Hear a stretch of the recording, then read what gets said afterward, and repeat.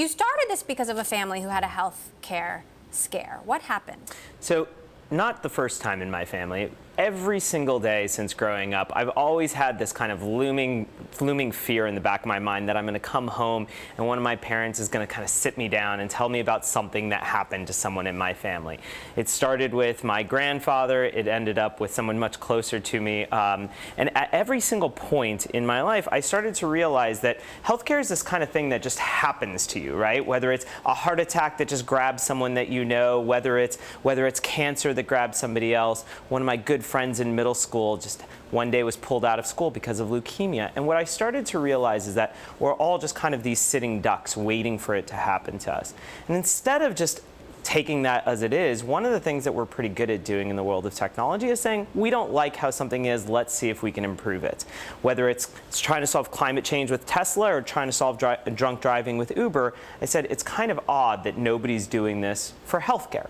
So that's why I decided to start Forward just a couple years ago to say, what can I detect that's going to happen to me or to you, ideally years and decades before it does happen? Now, there's no question that doctor's office need a little help from technology, and it still baffles me that you can't even send a doctor an email. But when you bring in state-of-the-art AI, genetic testing, mobile apps, what does that look like at scale? Yeah, well, the great thing about it is actually, if you think about your current doctor's office gets worse with scale, right? You kind of don't want to tell your friends who your doctor is because that makes it harder and harder to get in. But technology is the entire opposite. Technology gets better with scale, whether it's more information, whether it's more ability to invest in better and better technology. If you look at the world of technology, it's predominantly these enormous companies, right? Billion user companies like Google, Facebook, Apple. But there isn't really a billion-person healthcare system, right? In fact, the largest healthcare system out there is probably, what, about 10 million or so. That's roughly Kaiser's size. That's less than 3% of the United States. If Kaiser was a tech company, you would have never heard of it. You wouldn't have the app on your phone. So the model here is you pay a membership fee, $150 a month. Yep. You know, what do you have to pay for, though, on top of that? What do you get for that? Nothing. It's not covered by insurance. So the problem with healthcare today, if you think about it, is it's like going to the Apple store saying, oh, I really like this iPhone, taking it home, and later, 3 months later, getting a bill in the mail for $850 randomly with no insight as to what that was going to be. We said that doesn't work. What you're doing by sending these people in the mail bills later on is you're disincentivizing them from using healthcare. So Forward is a membership model, flat rate, with no hidden fees, no co-pays, no extra for a blood test, no extra for visits, no extra for body scans, no extra for skin scans. All of this is included point blank. Is the goal to get insurance to cover it someday? No. Actually, we think that much like most things in technology, as we continue to invest in our technology, we'll be able to lower that cost more and more over time. So remember, the first smartphone was $800. Now you can get smartphones in the middle of India for $20. Why isn't healthcare following the same trend? You've got 3 clinics. I know that you have one in San Francisco, or you're in Southern California, Northern California. Yep. You're opening clinics in New York. You've been seeing a lot of patients due to the air quality and the fires. You know, what are you seeing there? So first, it's worth noting we actually have about 5 clinics now. 5 clinics in 3 areas is what I meant. Exactly. So the fires are a really great example of where the healthcare system fails us. Think about what you do today, right? You go about your life, you're inhaling this smoke, you wait for it to get super bad, then you start having problems, you become sick, whatever it happens to be, then you call the doctor and try and get in.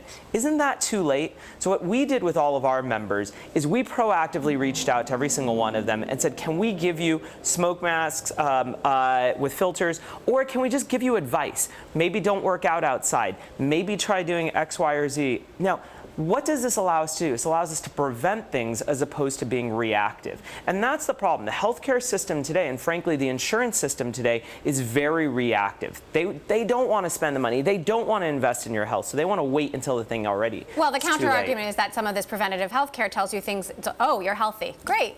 That's fantastic. You don't need any health care. That's fantastic. Good to know. That's an almost absurd notion. What does this mean to be healthy? We're all going to die of something at some point, right? So why don't we start addressing that? Look at me. I look young and healthy, but I tell you what, my genetics tell me that in about 25 years, I'm very, very likely to be developing heart disease and probably have a heart attack. So even though I'm healthy, I should be working on that now. I shouldn't be waiting decades to go deal with that. Now, I have to ask you about, you ran special projects for Larry Page, who's got a lot of special projects. clinics. You know, what was that like? And what do you think about what Google is going through now with the harassment, the way that he personally has handled some of these misconduct allegations? So let's take those as two separate issues. So the first thing, what I learned at Google was basically this notion of taking technology and applying it to different industries. So when I founded Sidewalk Labs, we said, what can we do by taking technology and applying it to the built environment, the urban environment, right?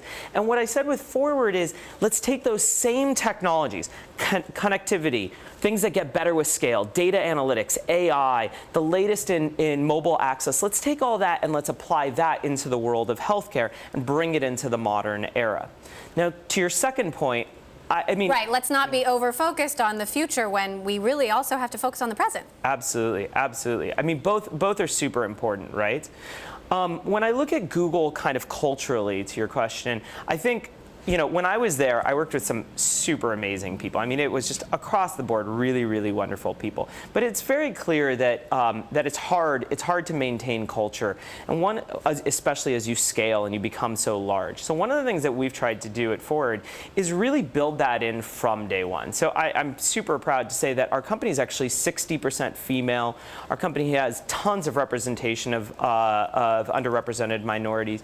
And one of the things that does is it brings more diversity to the table, allows you to get ahead of these problems. So the same way that we want to be preventative on healthcare, let's also be preventative on culture. But where do you think Google went wrong with its culture?